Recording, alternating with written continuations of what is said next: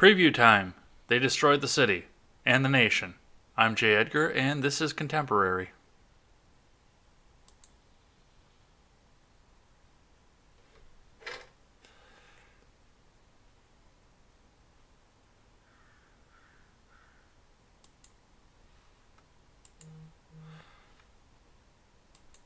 Well, sorry for the brevity in the intro, but there really isn't a whole hell of a lot else going on at this point.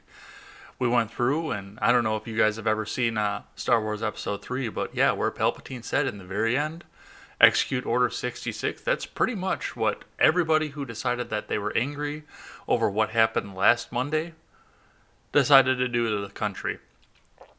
They did to those cities what the Stormtroopers did to the Jedi, and that's pretty much what it is. But we've got a lot to cover here. We've got a ton to cover if you're looking up over at the tabs here, and even some editorial in the way that some of this was covered.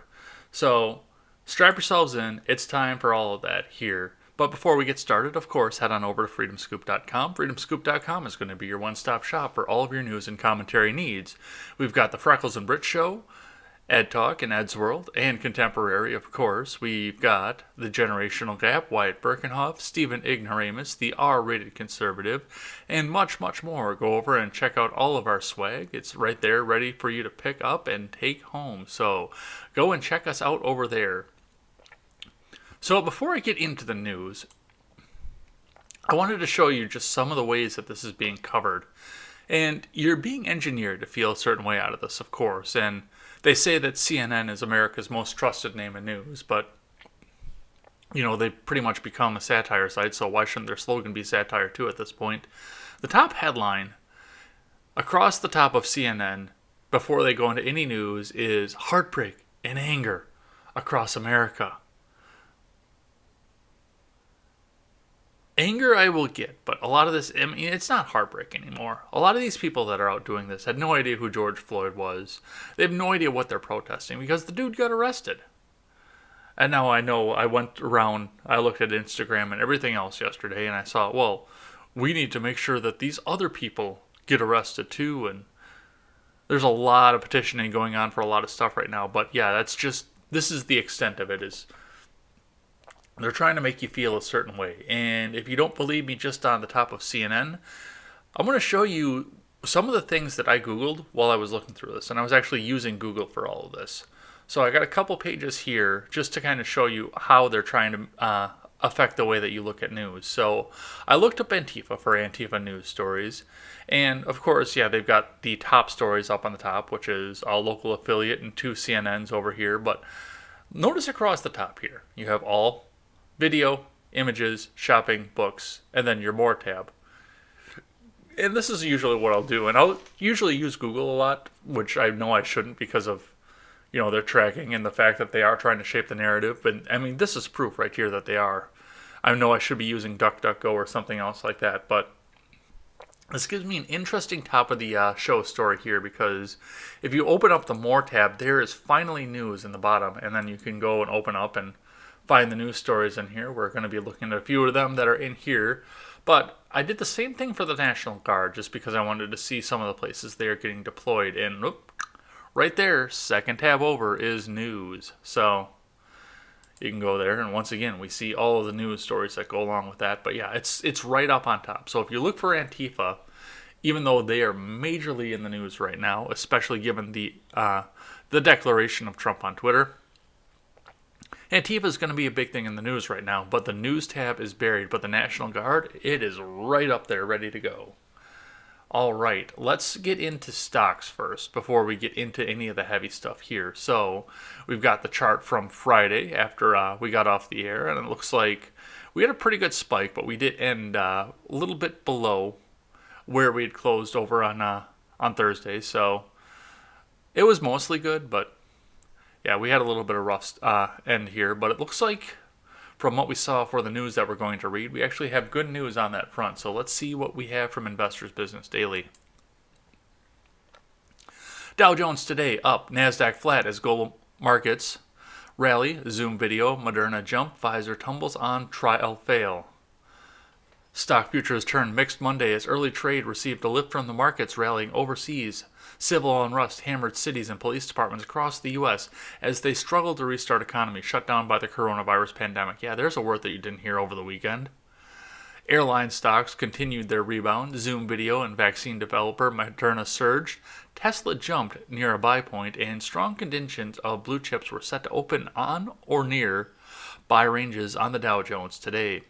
Dow Jones futures took off early losses and crept 0.2% above fair value. Raytheon, and Boeing, JP Morgan all rose more than 1%. S&P 500 futures traded effectively flat, while Nasdaq 100 futures slipped 0.1% on the stock market today. American Airlines Group rallied 4.4% following a 4.2% gain by Norwegian Cruise Line Holdings at the top of the S&P 500. United Airlines Holdings held the Nasdaq 100 with a 3.4% gain. Airline Trafficking, ETF, U.S. Global Jets jumped 2.2% in early trade. Also on the Nasdaq, Tesla, Zoom Video, NXPI all jumped more than 2% in early trade. Tesla ended Friday 4% below an 869.92 buy point. ASML Holdings lagged at the bottom of the Nasdaq, down 2.2% early. Shares ended trade on Friday in a buy range above a 319.32 cup base buy point. Shares of Rocket Builder Virgin Galactic Holding lifted off 8.6%. One of the genuinely positive piece of news over the weekend included the transport of 2 U.S. astronauts from Florida's Kennedy Space Center to the space station orbiting 220 miles above the Earth's surface. It was the first manned launch of a U.S. spacecraft since 2011. Yes, we'll be talking about that later on today as well. The race to produce a coronavirus vaccine boosted Moderna in early trade Monday. Shares rose 2% after the company announced late Friday it had launched the second phase of clinical trials for its mRNA-1273. Patients across all age groups have received injections, the company said, and planned to expand the study to 600 patients. I wonder if their RFID trackers are working properly. Vaccine developer BioNTech added 1% in early trade. Test kits maker Co-Diagnostics posted an early 2% decline. Yeah, they are going to drop off a little bit because nobody cares about COVID anymore. On the Dow Jones today, Boeing jumped 1.4% as it looks to continue its 2-month advance. Pfizer skidded more than 6% lower to the bottom of the index.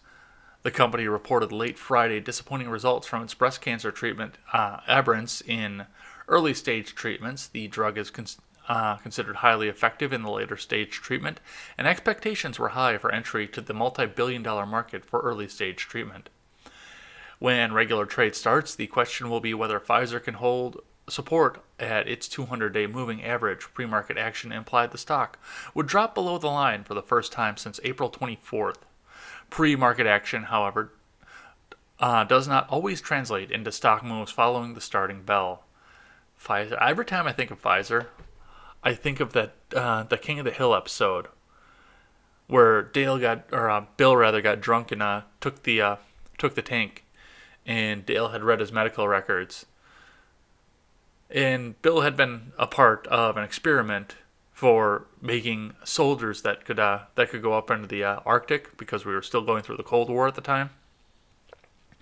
And he says, and Dale comes up and says, "Yeah, when Bill was in the army, he was subjected to a large amount of the deadly drug placebo. I think it's made by the Pfizer Corporation." And every time I see Pfizer, I think of that scene. Pfizer Corporation. All right. We got one more from CNBC, and then we will get into the wonderful news here. Stock market live updates. First trading day of June. Dow set to rise third straight up month. This is from Pippa Stevens, Thomas Frank, and Jesse Pound. And this is a live blog, so we'll read a few entries here. JP Morgan upgrades Gap on disproportionate growth in bargain retail. Shares of Gap jumped more than 3% in pre-market trading after JP Morgan upgraded the stock to a neutral rating. The firm said amid weaknesses at the flagship stores as well as Banana Republic, Old Navy should benefit from the disproportionate growth of retail or value retail. JP Morgan also said that there's market share up for grabs following JCPenney's bankruptcy filing. Growing interest in the athletic apparel sector should also boost sales at the retailer's Athleta brand, according to JP Morgan. Plus, we've all been locked in our homes for 3 months at this point, so, nobody knows what their size is anymore, so a lot of people have to go out and buy new clothes. 8:06 a.m. Wall Street's begin June on a high note. The stock market enters June on the heels of a stunning trend higher, even as it faces multiple challenges ahead. Despite a global pandemic, steep economic and earnings downturn, and political and civil unrest, the S&P 500 has rallied 36.1% off its March 23 low to trade at a gaudy 27.7 times expectations for 2020 earnings, according to Howard Silverblatt, senior index analyst at S&P. Dow Jones Indices, Silverblatt figures the market is pricing an aggressive economic recovery following a nearly 3-month period where much of the U.S. remained in lockdown mode to battle the coronavirus. Or to engineer you into something like we're seeing around the country, or to see what your compliance level is. Take your pick.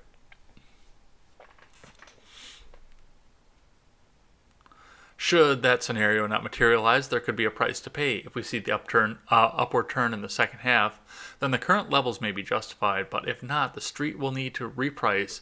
And for those of you who quickly forget, the last repricing was from February 19th, 2020 high to the March 23rd, 2020 low. 33.9% fall. Silverblatt noted year-to-date, the large cap index is down just 5.8%, despite the steep fall in the early days of the coronavirus crisis. The damage was mitigated by a 12.7% surge in April that gave the market its best month since January of 1987. We'll do one more here. 7:58 a.m. Chinese manufacturing sector grew in May, survey shows. The Manufacturing Purchasing Managers Index for China from Caixin and IHS Markit came in at 50.7% for May, beating economists' expectations and showing expansion in the sector. The index is calculated such that readings above 50 represent expansion and readings below 50 represent contraction. Economists polled by Reuters, predicting the reading for May to be 49.6. The reading was an increase from 49.4 in April. The number fell as low as 40.3 in February, when China was still using widespread economic restrictions to slow the spread of the coronavirus. So that's what we have going around in the world. Of course, it looks like things are going up, even in the fact that cities are burning.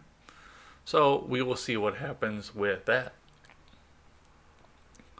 All right, we will start with Eyewitness 5 KSTP out of Minneapolis, St. Paul. Arresting officer in George Floyd case taken into custody by BCA. This was Friday. Department of Public Safety Commissioner John Harrington announced the arresting officer in the George Floyd case has been taken into custody. Former officer Derek Chauvin was taken into custody by the Minnesota Bureau of Criminal Apprehension at 11:44 a.m. Friday on probable cause related to Floyd's death. Floyd was pronounced dead Monday night after he was taken into custody by police in South Minneapolis. A video was circulated online shows an officer holding his knee on the back of Floyd's neck for several minutes. A source with knowledge of the investigation identified the officer, Derek Chauvin. Chauvin and 3 other officers have been fired in connection to the incident. The Hennepin County Attorney's Office announced third-degree murder and manslaughter charges against Chauvin later Friday. The BCA said the investigation into Floyd's death continues. Anyone with information is urged to contact the FBI at 1-800-CALL-FBI or the Minnesota Bureau of Criminal Apprehension at 651-793-7000. Minneapolis Mayor Jacob Frey called on the Hennepin County Attorney Mike Freeman Wednesday to file charges. I have wrestled with, more than anything else over the last 36 hours, one fundamental question. Why is the man who killed George Floyd not in jail? Frey said to the press Wednesday. If you had done it, or I had done it, we would be behind bars right now. KSTP's Eric Chalot reported he was with Floyd's fiancée at the time the news broke. He shared a photo of her reaction. Of course, there's no photo there. So, yes, from the time that we last talked on Friday, Chauvin has been arrested. And you would think I mean, of course, he got picked up on third degree and manslaughter, so it's not going to be the first degree that the rioters want. But you would think that, of course, justice was going to be served. I mean, that's what happened with the Aubrey case. They had to engineer something immediately after the guys got arrested for that because justice was being served. But that didn't seem to be what was going on with this. So let's have one more look onto what's going on with the regular news before we look at the riots. From a local Virginia affiliate, WAVY.com, George Floyd death preliminary autopsy shows no physical findings of asphyxia strangulation. This is from a CNN news source. A fired Minneapolis police officer is now facing charges in the death of George Floyd. This as outrage spills onto the streets across America, with protests demanding the other officers involved face charges. Derek Chauvin, the former police officer who kneeled on George Floyd's neck for more than 8 minutes, is now charged with third-degree murder and second-degree manslaughter. Charging documents now show Floyd was unresponsive for nearly 3 of those minutes. The big question many Americans have been asking, with disturbing video of what happened to Floyd out there: why did it take so long to file charges? I thought that was a little slow, but I'm not a lawyer. But I thought that if anyone else would have done that and caught it on tape, they would have been held immediately, Jeff Hayden, Minnesota State Senator, says. The prosecutor says they've never charged a case that quickly. We can only charge a case when we have sufficient dismissible evidence to prove the case beyond a reasonable doubt. As of right now, we have that, Mike Freeman, Hennepin County attorney, says. Which, I said that on Friday. I said, they're waiting. When we listened to the video, we were waiting until they had an airtight case against the guy so that there was no chance that he was going to get acquitted. Because if he does get acquitted for whatever reason coming into this, you think what we saw over this past weekend was bad? Yeah, you haven't seen anything yet at that point. New video shows at least 3 officers kneeling on Floyd. I'm not going to speculate today on the other officers. They are under investigation. I anticipate charges, Freeman said. Now, a preliminary autopsy report is showing no physical findings that support a diagnosis of traumatic asphyxia or strangulation, but the combined effects of Mr. Floyd being arrested by the police, his underlying health conditions, and any potential intoxicants in this system likely contributed to his death. So, and I mean, that's interesting, but that's probably also why we're sitting here at a third-degree murder and manslaughter charges rather than a first-degree murder, which, if it really was strangulation because of kneeling on the neck, it would have been a murder charge, first degree. Maybe second degree, because it probably wouldn't have been premeditated at that point, but it wouldn't have been third degree. But given the fact, of course, that he was in custody and unresponsive, that does come out to negligent homicide, at which point I had a nice long discussion with Sewell and one of our mutual friends, Darth Spartacus, over on the Generational Gap server last night. It was a good conversation. But yeah, I mean, there is so much more going on to this than what the initial video showed and what everyone else was seeing. All right, let's look at the good news. So we will start with Fox News. George Floyd unrest, riots, fires, violence escalate in the several major cities. This is from Bradford Betts. Chaos broke out in several major U.S. cities on Sunday night as rioters hijacked what had been peaceful protests over the death of George Floyd in Minneapolis police custody. Among the turmoil, fires lit near the White House, including at St. John's Church just a short walk away, rioters clashing with police in New York City, and the Los Angeles County Sheriff saying people still out on the streets were acting like terrorists. The National Guard's top general on Sunday said Guard units in nearly half of U.S. states have been mobilized to help major cities deal with the riots. General Joseph Lengyel said some 16,000 additional Guard troops have been deployed to 24 states and the District of Columbia in response to civil disturbances. Floyd died Monday after Derek Chauvin, a white Minneapolis police officer, pressed his knee on Floyd's neck. The officer has been charged with third-degree murder and second-degree manslaughter. He and 3 other officers were fired from the force after video of Floyd's death emerged. The latest deployment brought the number of total deployed National Guard members to about 62,000 across the country. Other Guard deployed to assist with the government's COVID-19 relief efforts. Yeah, that story pretty much disappeared in a hurry, didn't it? The riots erupted from demonstrations in cities from San Francisco to Boston protesting the death of Floyd. In Washington, Fox News cameras were rolling as flames erupted in the newly renovated basement of the St. John's Church Parish House. It was unclear exactly how it started. A senior official said more than 50 Secret Service officers have been injured so far Sunday night, with the numbers expected to worsen as rioters hurled bottles and Molotov cocktails. In California, Los Angeles County Sheriff Alex Villanova told local media the peaceful protesters tend to remain peaceful, but what's embedded within them are people that are right now, they're just acting like terrorists trying to instill fear, damage property, and loot.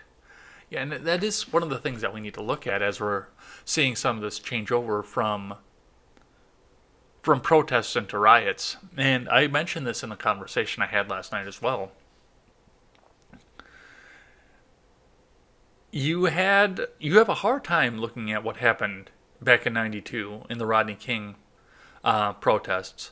You have a hard time saying that this was just simply protest when the singer of a major '90s band, Sublime, pretty much wrote a song bragging about everything that they stole during the Rodney King riots. A lot of this is opportunism at this point, and yes, I understand the need to go out and protest this. I would be right out there with them protesting it if it was just going to be a protest, because I mean, yeah, this was wrong. Unless it was engineered, of course, and that's tinfoil that unfortunately I'm not going to get into today, but we might talk a little bit about later on in the week, and we especially might talk about it tonight. But this, as we see the facts presented in front of us without having any sort of tinfoil or narrative spin to this was wrong. And even with some of the tinfoil that's sitting onto it, this was wrong, and I would definitely be protesting it as well. It's one of the things that I've brought up constantly is who was on the officer side in all of this? Why are they protesting that people are supporting the police when there was no evidence of people getting on Chauvin's side for any of this? Our country was pretty much unanimous in the fact, this, and I'm talking conservative, Republican, Libertarian, Democrat, Green, everybody in the country was pretty well united in the fact that Chauvin did the wrong thing on this. How wrong, we've had some speculation for this, but everybody's been pretty much in agreement that Chauvin was in the wrong at this point. Maybe a few ethno-nats in the country were on Chauvin's side, but for the most part, all of us were in agreement that this was the wrong thing. And yet we still have violent riots going on even after the guy got arrested. Let's move on and talk about what happened in D.C. Secret Service agents wounded outside White House, car bombs feared. Official says Trump was taken to bunker. This is from Greg Ree over at Fox News. More than 50 Secret Service agents were injured. Fires set by rioters blazed near the White House, and authorities are searching for car bombs late Sunday as protests over the death of George Floyd continued to roil the Capitol just 2 days after President Trump had to be taken to a bunker for his safety. A senior official to the direct chain of command for defending Washington, D.C., told Fox News of the injuries to Secret Service agents, some of whom were hurt by rioters throwing bottles and Molotov cocktails in Lafayette Park, just across from the presidential residence. As observed in New York City and elsewhere, groups in D.C. are planning cars filled with incendiary materials for future use. Fox News is told U.S. Marshals and Drug Enforcement Administration agents were deployed to the streets of D.C. in an extraordinary move to beef up security alongside local police and Homeland Security agents, including the Secret Service. The Justice Department confirmed late Sunday. Fox News has learned U.S. Attorney for D.C. Mike Sherwin is heavily involved in the operation. Lights that normally illuminate the exterior of the White House were disabled early Monday morning, reportedly so that the Secret Service could use night vision equipment to monitor protesters. Additionally, the entire Washington, D.C. National Guard was being called in to help with the response to protests outside the White House and elsewhere in the nation's capital, according to two Defense Department officials. Washington Mayor Muriel Bowser said Sunday that she requested 500 D.C. Guardsmen to assist local law enforcement. Later on Sunday, as the protests escalated, Army Secretary Ryan McCarthy ordered the rest of the Guardsmen, roughly 1,200 soldiers, to report. As authorities clashed with demonstrators for the third straight night, the parish house connected to the historic St. John's Episcopal Church across the street from the White House was set on fire late Sunday. The parish house contains offices and parlors for gatherings. The basement, which has also been torched, is used for childcare during church services and had recently undergone renovations. The church says every president, beginning with James Madison until the present, has attended a service at the church, giving it the nickname the Church of Presidents. The first services at the church were held in 1816, according to the website. Before the blaze, church officials had said they were thankful that the previous day of protests hadn't significantly damaged the structure. "We're fortunate that the damage to the building is limited," Reverend Rob Fisher, the rector of the church, said in a statement earlier Sunday, several hours before the fire was set. So, and this is one of the other things that we saw over the weekend. I know that over on Friday, they were protesting outside the White House and possibly planning to get violent. And Trump said on Saturday, yeah, we're going to have a MAGA rally in the White House. We're going to have a big MAGA party over there. And yeah, after that, now they're carting him off to the bunker, which you don't know what these people are going to do. And I mean, it is what it is, but people can be allowed to protest. I'm not going to deny them their right to assembly and free speech, but on the other side of it, DC is a heavily left area, and I said this last night in my conversation as well. The biggest riots that we're seeing right now are happening in Los Angeles, New York, Chicago, Minneapolis, Madison, Wisconsin, Washington, D.C., and several other places across the country right now, all heavily blue areas. What is to be gained by people who reliably vote Democrat going out and protesting Democrat politicians and police officers in their Democrat neighborhoods by burning down the Democrat neighborhoods? I don't know what's to be gained about that. I mean, if you want to make a statement, go burn the golf course or something. Something where affluent people live, instead of destroying your own neighborhoods. That's what I don't understand, is the destruction of your own neighborhood where you live, where your friends and family own businesses, shop, and do everything else. Why destroy these areas? But that's something that we're probably going to come across throughout the rest of the week, because I anticipate this is going to be a rest of the week thing at this point. All right, next one here from Chicago Sun-Times. Outsiders blamed for fomenting violence in Chicago elsewhere as Trump declares Antifa a terrorist group. Yeah, we'll be talking a bit about that as we go along. This is from Sun-Times staff.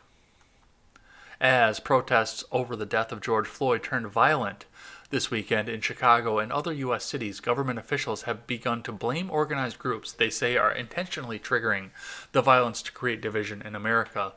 In Chicago, officials had yet to cite specific groups, helping turn what had started as peaceful protests into full-blown riots on Saturday night.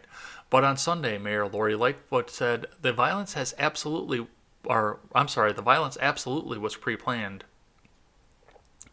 She pointed to a number of U-Haul trucks that magically showed up in front of stores and caravans of cars helping to whisk looted merchandise away. Asked specifically whether extremist groups were behind the violence, Lightfoot said the city is working in partnership with the FBI, the U.S. Attorney's Office, the ATF, particularly their bombs and arson unit, to determine that. It's too soon in the course of the investigation for us to be able to say definitively, the mayor said on Sunday. What I can say, there's no evidence that some of the destruction that happened last night, particularly the arson, was absolutely organized and coordinated. Chicago Alderman Brian Hopkins blamed outsiders for sparking the riots and looting that ensued. Despite hundreds of arrests, more violent criminals remain at large in Chicago, and unverified reports suggest more may be traveling here from other locations with intent to continue the mayhem, Hopkins said in a statement. Of greatest concern is the arsonists who remain at large, as their acts are the most immediate threat to life, as well as property. While their plans and intentions for today, and especially tonight after sunset, are difficult to predict with specificity, we must assume they will attempt to engage in more destruction and violence. In recent days, state and federal officials have offered differing assessments of groups potentially fomenting violence across the country. They have blamed left-wing extremists, far-right white nationalists, and even suggested the involvement of drug cartels, but the chaos of the protests make verifying identities and motives exceedingly difficult. On Sunday, both Republican and Democratic lawmakers singled out umbrella groups including Antifa and Boogaloo as playing a role in violence nationwide, NBC reported. Yeah, we're going to be talking about that in just a second too, but I mean, Lightfoot is right, and I can't believe I just said those words out loud, but Lightfoot is absolutely right when in the assessment that some of this does appear to be organized. I mean, people are seeing pallets of bricks dropped in front of buildings where there's no construction at all. Just, hey, look at these nice bricks here. I can use this to cause some sort of chaos as we go along. This nice set of bricks right here that just happen to show up. And various other things like that are going on around the country. This country it's resourceful, and people, when they need to protest, are going to reach for anything at hand. But I mean, if something is set right out there for them to use at protest, and this is the worst thing, because one of the things that I was seeing when I got so pissed off with social media was, I mean, I see Instagram posts telling you what to bring to protests and what not to bring. And one of them included making sure that you don't bring your cell phone with GPS tracking on it for whatever reason. I never dug right into why that is, but I mean, yeah, they are planning for people to come in and get unruly and violent, and they're trying to protect their people from getting arrested. They're encouraging them to go out and be violent and then trying to keep them from being arrested. And if you really want to protest, why wouldn't you be proud to be there? But that's another story for another time. But there's something else going on underneath all of this that I can be almost absolutely certain of at this point. All right, let's see what we've got next here from Fox. LA Mayor Garcetti calls for National Guard to help. This is no longer a protest. This is destruction. This is from Brooks Singman. Los Angeles Mayor Eric Garcetti said that California National Guard is being deployed to Los Angeles overnight Sunday as the nation's second largest city faces another night of rioting in response to the death of George Floyd.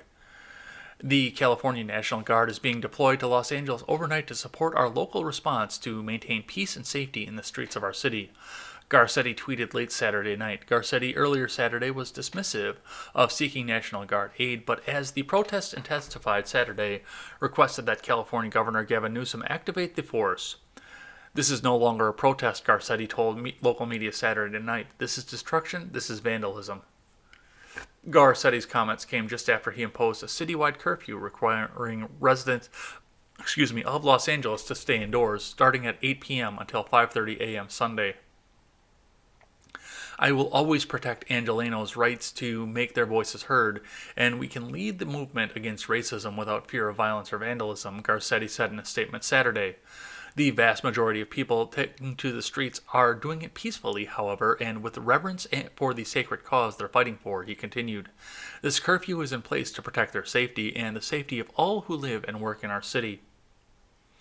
Garcetti's decision came amid large protests in Los Angeles on Saturday and following rioting earlier in the week. The LA rioters on Wednesday night at one point were seen burning an upside-down American flag.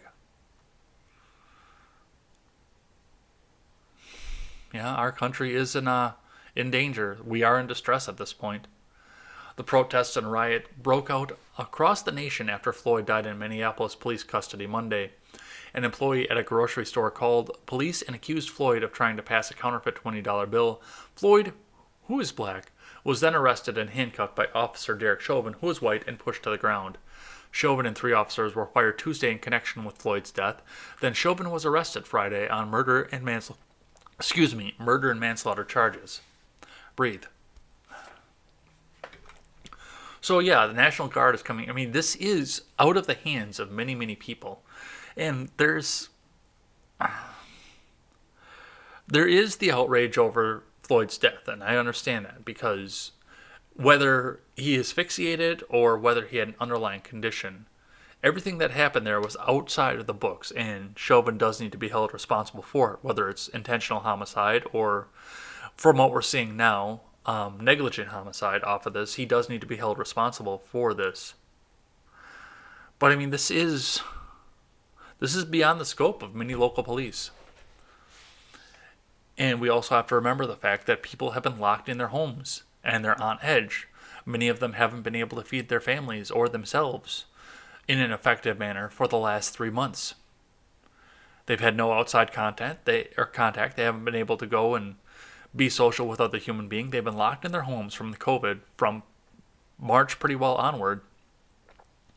And now they've got something that set them off like a powder keg. So there's a lot going on in this story, more than just a bunch of people going out and rioting. There are a lot of factors to this, and that's part of the reason that a lot of people, myself partially included, believe that a lot of this had to do with being engineered.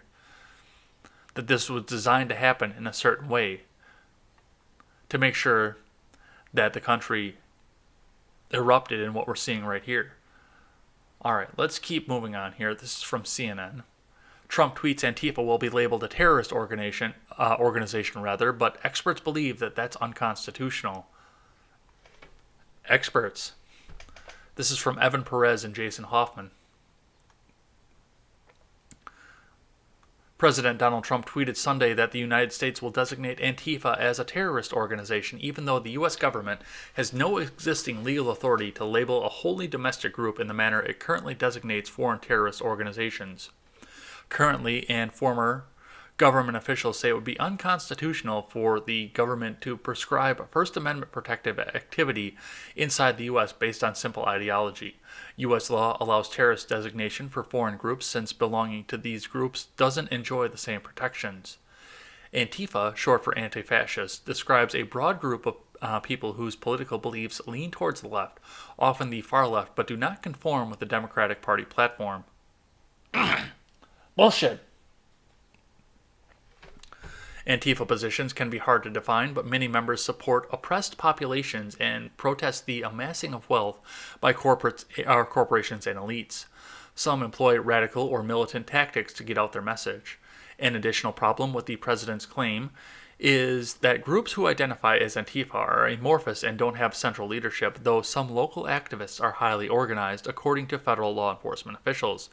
That has made it difficult for U.S. law enforcement to deal with violence from members of groups that label themselves as Antifa. The president's call for terrorist designation comes as Trump and Attorney General Bill Barr have pointed to far-left groups as responsible for many of the violent protests across the country. Federal law enforcement officials told CNN they are aware of the outside groups who are behind some of the property destruction and violence. Using the cover of legitimate protests in Minneapolis and elsewhere, these domestic extremist groups include anarchists, white supremacists, and far-left extremists, some of whom have overlapping affiliations. And announcements by the Justice Department on Sunday to use joint terrorism task forces around the country to investigate some of the violence in major cities singles out the leftist Antifa activity, though U.S. law enforcement officials say there are groups from both the extremist left and right involved in the riots and attacks on police. Trump's and Barr's focus on left-leaning groups also stands in contrast with repeated warnings in recent years from U.S. law enforcement that the rise of white supremacist groups has become the biggest domestic terrorism challenge. Christopher Wray, the FBI director, has raised concerns about the increase of white supremacist activity driving the domestic terror threat, in some cases surpassing that from foreign terrorist groups. Right, but we don't see the white supremacists out there doing a lot of this here. And we'll read some tweets out of this as well, but I don't know what you would designate Antifa as if you don't designate them as terrorists. Because, I mean, look at what they're doing. Look at what they do when they do out there. They go out in masks and foment violence to make people afraid to go out and do their day-to-day lives. That's terrorism. And what they're doing, if they're indeed involved with what's going on around the country right now, what they are doing is beyond the purview of the First Amendment. Yes, the peaceful protests are protected under the First Amendment. That is free assembly. Free protest, free assembly. But the looting, the burning, the violence, the riots, that's all beyond the First Amendment at this point. And if they are indeed inciting them, as what we're seeing, this is the reason that we're getting the designation as the terrorist organization, then that is terrorism. Plain and simple, if they're inciting them. That's beyond the purview of the First Amendment. All right. Let's read some Twitter. All right, first off, from Amy Vanderpool. Heads up, unverified reports that white nationalist groups such as the Proud Boys are dressing as Antifa and infiltrating the Seattle and Portland protests. So, I mean, this is going on, and this is saying that it's the Proud Boys that are acting like Antifa that are doing it. And of course, this comes as a retweet of, heads up, Piss Boys, Carl Todd, Cole Scott, and others are in Portland right now. Now, of course, you wouldn't know because they're wearing masks, and I mean, it's possible. But we also have to keep in mind the fact that this, I mean, everything that we're seeing is right out of Antifa's playbook. So you can't go on with the plausible deniability of this is something that Antifa would never do. We are much more virtuous than that. So that's one of the things that's going on around here. We've got from Joe Troman, President Trump says Antifa will be declared a terrorist organization. This is a tweet from Deadline Hollywood. Joe Troman, who is blue check apparently, but I have no idea who the hell he is, says, but not Proud Boys or any other white nationalist, aka neo-Nazi organizations. The Proud Boys are not neo-Nazis, by the way. They're deplorable, don't get me wrong, but they're not neo-Nazis. If you vote for this abomination in the upcoming election, you are racist. He has no other platform outside of hate and white pride. Yeah, no, the whole thing about jobs, yeah, that's just nothing at all. The whole thing about, I have the greatest economy ever, it's the best economy, the most terrific, the best. Yeah, that's not a platform at all.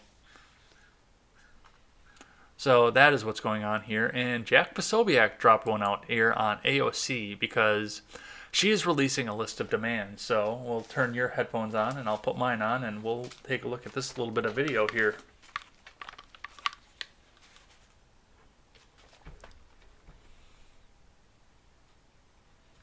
I gotta turn yours on, don't I?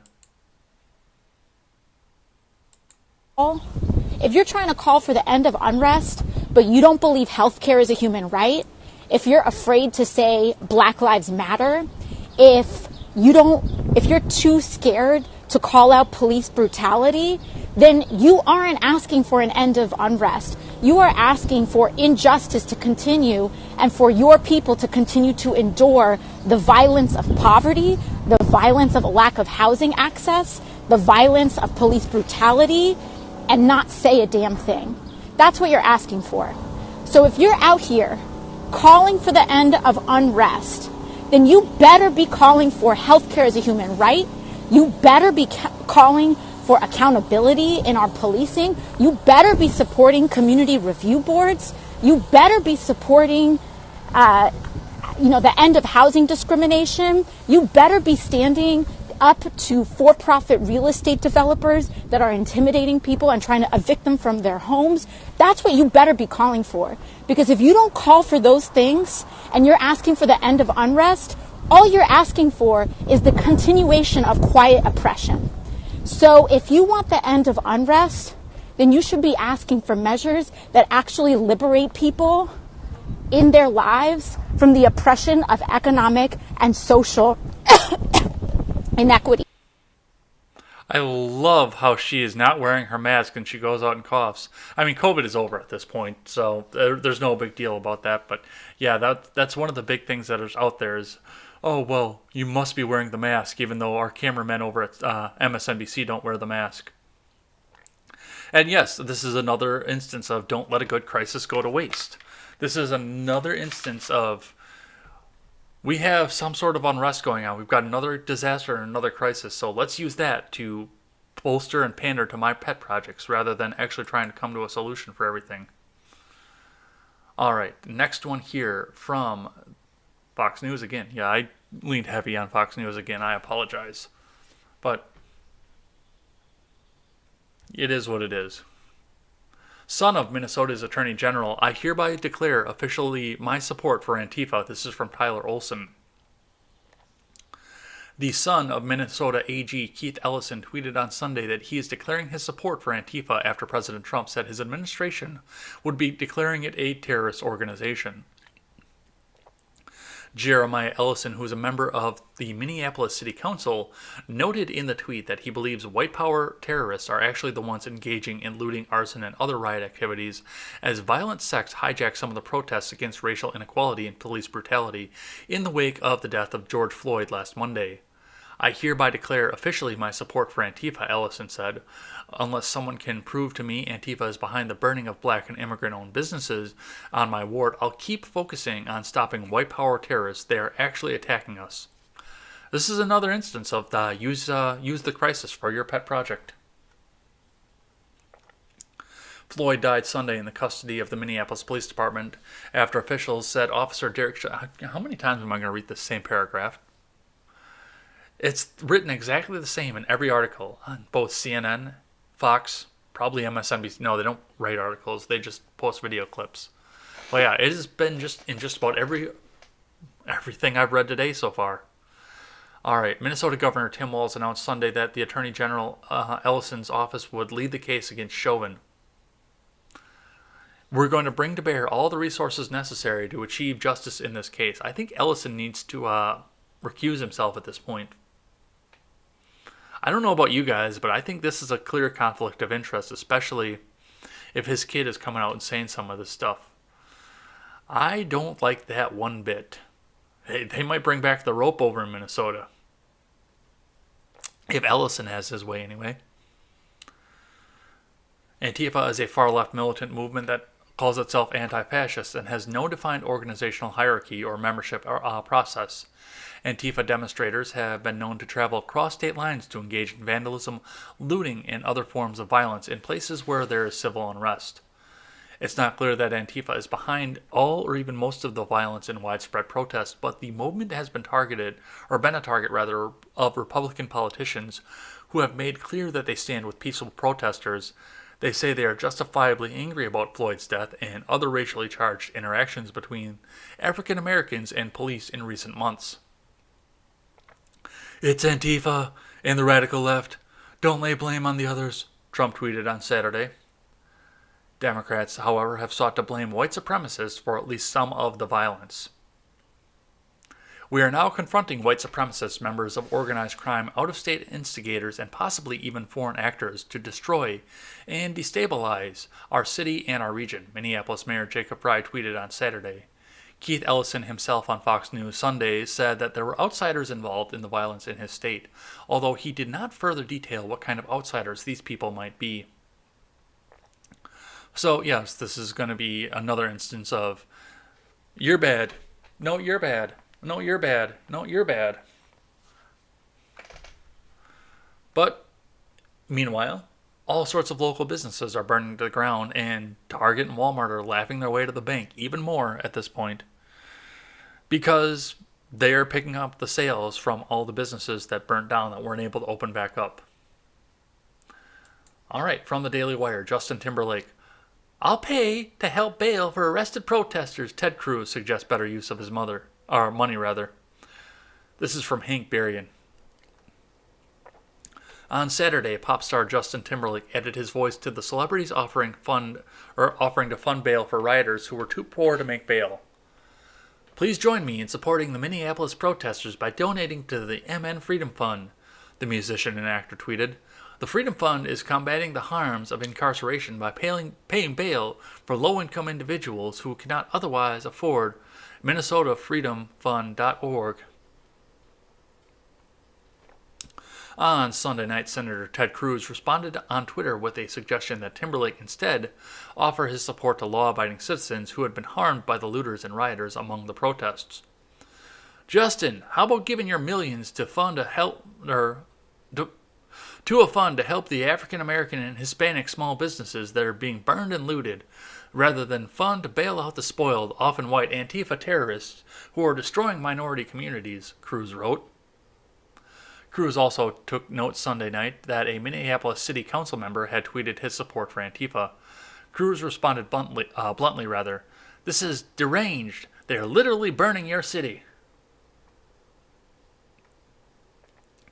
The impact of the destruction of the rioters was highlighted in a report by ABC affiliate, which interviewed a disabled Minneapolis resident on Saturday, asked how she was doing amid the chaos. South Minneapolis resident Stephanie Wilford sobbed, explaining that the only stores she could reach were being destroyed. "I have nowhere to go now. I have no way to get there because the buses aren't running," she said, weeping. "These people did this for no reason. It's not going to bring George Floyd back here." And that's it right there. Chauvin's been arrested, and yes, of course, I understand the peaceful protest to pressure local law enforcement to take action against the other three. But nothing you're going to do here is going to bring Floyd back. You're just going to destroy the businesses of other people and push them into desperation as well. Nothing you are going to do here brings anybody back from the dead. And yes, I do think that some of these celebrities should put their money where their mouth is if they really do support the people of color who are business owners in these communities. Then set up a fund to try and help those people, like the firefighter. And I don't have an article up here on that guy, but the firefighter in Minneapolis who spent his life savings on a sports bar that he had to delay the opening due to COVID, and then they went in and they trashed it first, and then they went back and burned it to the ground after he cleaned it up.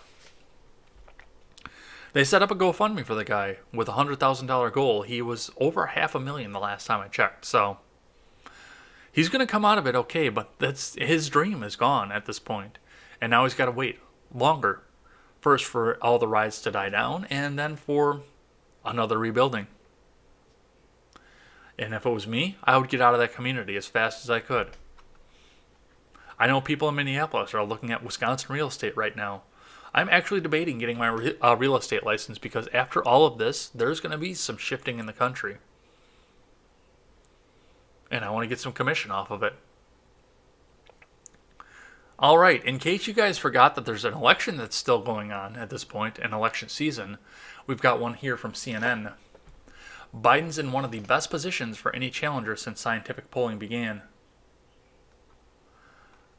This is from Harry Enton. A new ABC Washington Post poll shows former Vice President Joe Biden clearly ahead of President Donald Trump. Biden's up by a 53% to 43% margin among registered voters in this survey. But it's important to put individual polls into context, and that context continues to show Biden in one of the best positions for any challenger since scientific polling began in the 1930s. There were more than 40 national public polls taken at least partially in the month of May that asked about the Biden-Trump matchup. Biden led in every single one of them. He's the first challenger to be ahead of the incumbent in every May poll since Jimmy Carter did so in 1976. Carter, of course, won the 1976 election. Biden's the only challenger to have the advantage in every May poll over an elected incumbent in the polling era. Biden remains one of the lone challengers to be up in the average polls in every single month of the election year. His average lead in a monthly average polls has never dipped below 4 points, and it has usually been above it. Biden hasn't trailed Trump this entire year in a single telephone poll, in which at least some voters were reached via their cell phones, historically the most accurate. The ABC News Washington Post poll is the latest example of these polls. In fact, Biden's never been behind in any of these polls since at least January of 2019. No other challenger has come close to the mark. Please, please save us, Messiah Biden. Please, please. We'll lick your asshole if you want us to, but please, please come and save us from the evil orange man. This is a puff piece, but it does highlight the fact that, yes, they are still trying to go out and push this in the election. And, I mean, Trump does have to say stuff. He is the president. But, yeah, they're going to hide Biden away because he can't say stuff. He's physically incapable of doing so. And they need to get that evil, evil orange man out. But I do have to point out the fact that Hillary Clinton also never trailed Trump in a single poll. In fact, if you remember, what was it, 99.9% chance that she was going to be the president after election night? All right.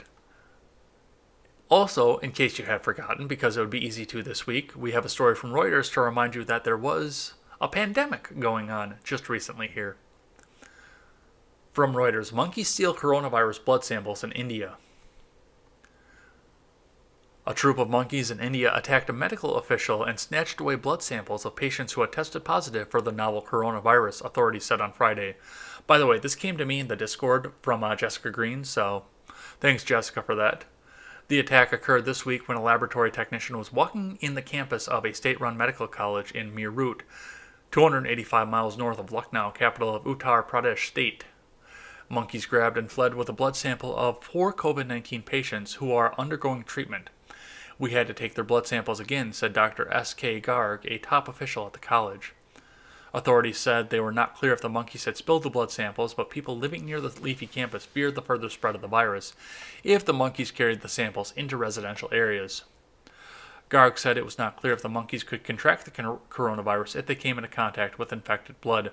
Oh, they're going to try and push for a second wave, aren't they? Oh, man. No evidence has been found that monkeys can contract the infection, Garg told Reuters. The virus is believed to have jumped from animals into people in a wildlife market in the Chinese city of Wuhan last year.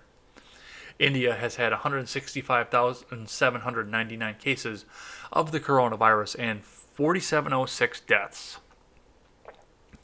Monkeys have been increasingly straying into human settlements in India, causing disturbances and even attacking people. Environmentalists say the destruction of natural habitat is the main reason the animals move into urban areas in search of food. So, keep an eye on this, because this is going to be when the next wave hits. This is what they're going to cite on all of this, and this is probably going to be our October surprise. I don't want to know what the next crisis is going to be, but this is probably going to be our October surprise. All right, 2 more. Public schools across the nation making it difficult for parents to pull kids out to homeschool. This is also from Hank Berrien over at the Daily Wire. According to an attorney for the largest U.S. legal organization for homeschool families, schools across the country are making it difficult for parents to withdraw their children and homeschool them, a burgeoning trend since the lockdowns instituted nationwide took effect. T.J. Schmidt, a lawyer for the Homeschool Legal Defense Association, told Fox News, "We see this across the country. I've had school officials attempt to prevent or dissuade parents from pulling their kids out." Schmidt theorized 2 possible reasons for the difficulty in processing the necessary paperwork. The schools have been understaffed because of the effect of the coronavirus, or the schools simply are afraid of losing students. Third option, and I'm just spitballing here, but children not getting their daily dose of government propaganda and dumbed down education in order to make them good, happy little workers and progressives is probably playing at least a little bit of a part in this too. But I'm just spitballing here. Schmidt stated, "There's 2 main reasons school officials are fearful of losing too many students to homeschooling, and the second reason is perhaps a staffing issue. It's just a lacking of staffing issue to process the withdrawals. Not always an issue of trying to stop parents from homeschooling, but there is a significant part of that involved." Another salient fact, some of the funds public schools received depend on how many students are enrolled. As the Washington Post noted in 2015, traditionally public schools are funded based on their total student enrollment. A Real Clear Opinion research survey shows 40% of families are more likely to homeschool when lockdown restrictions lift, a significant increase from the 2.5 million parents who were educating their kids at home before the stay-at-home orders were put in place, Fox News noted. Schmidt, who homeschools his 7 children, continued, "The most egregious situations I've had have been in Florida, although he pointed out Florida has traditionally been quite hospitable for homeschooling. He said, "But I've had numerous parents in a couple of different counties told we're not allowed to withdraw students right now. They're trying to hold on to the students." In Harvard Magazine's May-June issue, Harvard law professor Elizabeth Bartholet urged a presumptive ban on homeschooling, calling it dangerous. She wrote, "The issue is, do we think that parents should have 24/7 essentially authoritarian..." Yeah, we read this last month, actually. Authoritarian control over their children from ages 0 to 18. I think that's dangerous. I think it's always dangerous to put powerful people in charge of the powerless and to give powerful ones total authority. Pot kettle, bitch. And this is an ongoing thing. It's been an ongoing thing for quite a while as we go along into this and see what's going on with everything else that happens with all of this, of course. And one of the things that I look at when I see this, first off, homeschool it's become a more viable option as technology has increased. One of the things I've often said about schooling, homeschooling, and education is the fact that most all of us at this point are carrying around a device in our pockets that can give us any piece of information in the world at a moment's notice. So it's not necessarily the education anymore. People can self-educate. I've been self-educating as I've gone along. I know I'm not allowed to say this. Well, yeah, probably I'll get my Periscope video taken down for this, but I've been learning to code, and I've been getting involved in Raspberry Pi and possibly doing some other things with that. I kind of want to build a smart home with some Raspberry Pi, but I mean, I've taken the opportunities every chance I can to learn more about stuff, to learn how to do stuff. I've learned how to bake. I actually looked at making beer, even though I'm low carb in it right now. Just looked at what it would take to make beer if I wanted to, even possibly ferment some scotch of my own. Even though I can't technically call it scotch because it doesn't come from Scotland if I make it at home, just to see what's involved in making some of this stuff. And that's interest-based education. There's surely plenty of other things out there to educate yourself with. So what it all comes down to is making sure that the students, the homeschool students, actually get the education, they actually do it, which will have some sort of accountability, but I'm sure that standardized testing could take care of that. And I'm not a fan of standardized testing, but if it's used to hold parents accountable when they are homeschooling, then I can see a use for it.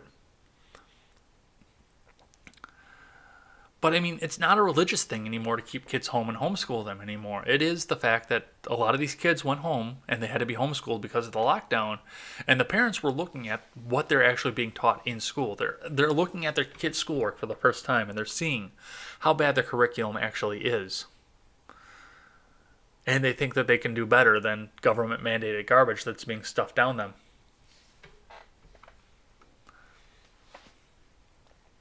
All right. One more, and then we will do something that restores my faith in humanity. So, from CNN, Trump and Zuckerberg spoke on the phone on Friday. This is from Donnie O'Sullivan and Jason Hoffman. Yes, if you've forgotten in the midst of all the riots, there's actually something going on with Section 230 as well. We'll be talking a little bit more about that tonight on Ed's World. President Donald Trump and Facebook CEO Mark Zuckerberg spoke on the phone Friday, a source familiar with the call told CNN Sunday. In a public Facebook post Friday, Zuckerberg explained why Facebook didn't take action on Facebook and Instagram posts in which Trump threatened looting in Minneapolis would lead to shooting. I've been struggling with how to respond to the president's tweets and posts all day. Personally, I have a visceral negative reaction to this kind of divisive and inflammatory rhetoric, Zuckerberg said. But I am responsible for reacting, not just in my personal capacity, but as the leader of an institution committed to free expression. Since fucking when? You're only supporting this right now because you're right on the cusp of losing your Section 230 protections. And you want to kiss Trump's ass to make sure that you keep in the loop and keep protected. Axios was the first to report the phone call took place. Twitter had labeled the same post as a glorification of violence. Unlike Twitter, we do not have a policy of putting a warning on front of posts that may incite violence, because we believe that if a post incites violence, it should be removed, regardless of whether it's newsworthy, even if it comes from a politician. We've been in touch with the White House today to explain these policies as well, Zuckerberg wrote in Friday's post. Testifying before Congress in October, Zuckerberg said, if anyone, including a politician, is saying things that is calling for violence or could risk an imminent physical harm, we will take that content down. He was answering questions from Democratic Representative AOC when he made the claim. On Thursday, Trump tweeted approvingly of Zuckerberg after the Facebook CEO went on Fox News to criticize Twitter's decision to fact-check the president's tweets about mail-in ballots in California. CNN has reached out to the White House for comment. And I bet you the White House told them to get fucked. All right, and that's what we have for news today. Well, not technically, because we could technically call this news as well, but this is what restores my faith in humanity. Reporting from CBS News. SpaceX Crew Dragon chalks up picture-perfect space station docking. This is from William Harwood. So, yes, in spite of all of the riots that we saw over the weekend, SpaceX still went off without a hitch. And apparently they did fairly well with it as well. Let's read what CBS has to say. And then we'll talk about how this restores my faith in humanity. 19 hours after a spectacular Florida launch, SpaceX's Crew Dragon capsule caught up with the International Space Station early Sunday and glided in for a problem-free docking, bringing veteran astronauts Douglas Hurley and Robert Behnken to the outpost in SpaceX's first piloted space flight. The historic mission marks a major milestone in NASA's push to end the agency's sole reliance on Russian Soyuz spacecraft for carrying astronauts to and from the lab complex, the first piloted launch into orbit by a privately owned and operated spacecraft since the dawn of the space age. Welcome, Bob and Doug, NASA Administrator Jim Brendenstein said to the crew in a call from Mission Control at the Johnson Space Center. The whole world saw this mission, and we are so proud of everything you've done for our country and, in fact, to inspire the world. We sure appreciate that, sir, Hurley replied, floating in the space station's Harmony module, flanked by crewmate Behnken, Space Station Commander Chris Cassidy, and Russian cosmonauts Anatoly Ivanishin and Igor Wagner. It's obviously been our honor to be just a small part of this, he said. We have to give credit to SpaceX, the commercial crew program, and of course NASA. It's great to get the United States back in the crewed launch business, and we're really glad to be on board this magnificent complex. And I understand at this point that NASA is continuing to be a government operation. I don't think that they should be anymore, but I understand that they do. But they're still opening their technology back up to the private sector at this point, and the private sector is getting us back into where we need to be. In a time where half of our country, possibly a little bit less, thinks that the private sector needs to be entirely abolished. I'm sorry, but Elon Musk just put a big knife into that idea. And the free market is going to be freer and more powerful than ever, I hope, coming forward from this. I hope this is an example of what we can do when we get the government out of the way and let the free market decide what's going on in our country, because the government has been in the way of development for way too long. And this restores my faith in humanity, because Elon Musk could have literally done anything else in the world that he wanted to, but he looked up and he said, I want to go to space, and I want the rocket that goes to space to say SpaceX on it. And he did it. With innovation, competition,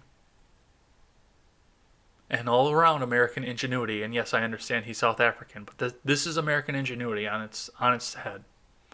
With all of that, the private sector space race was run by Tesla and Elon Musk. So congratulations, and this restores my faith in humanity, because even if we're tearing each other apart in the streets, we can still have the innovation, still come together for a common goal.